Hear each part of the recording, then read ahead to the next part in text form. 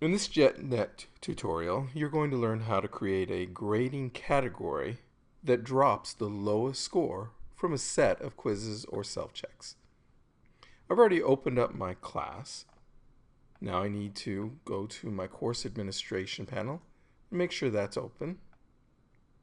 Then I need to select grades. In grades, I'm going to select the setup option. Then I'm going to select categories and items.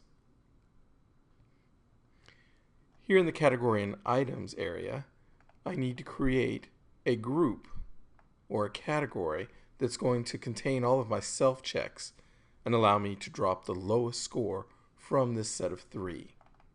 To do this, I need to locate this Add Category button.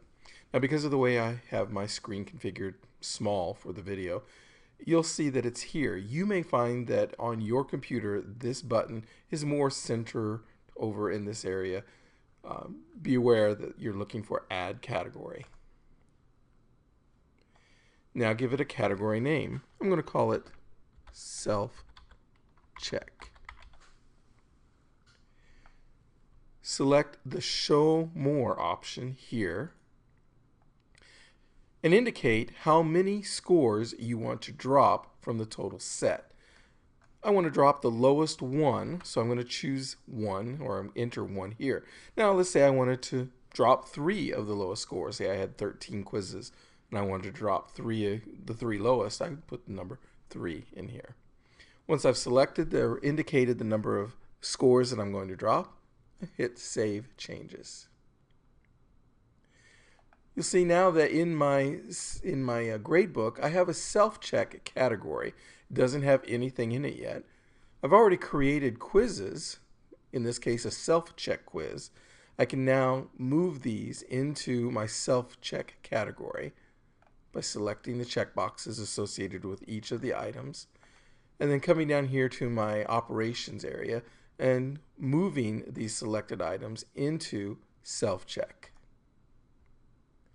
Wait until that's done.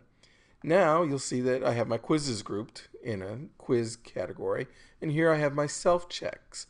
They're now all in the self-check category, and you're going to see that it is dropping the lowest score. You can tell this based on this number. Perhaps the grader report format will be more familiar and easier to see. So looking at my grader, I have a sample student named Perfect, any student. And here are the scores on the self-check. 10 out of 10, 0 out of 10, and 20 out of 20.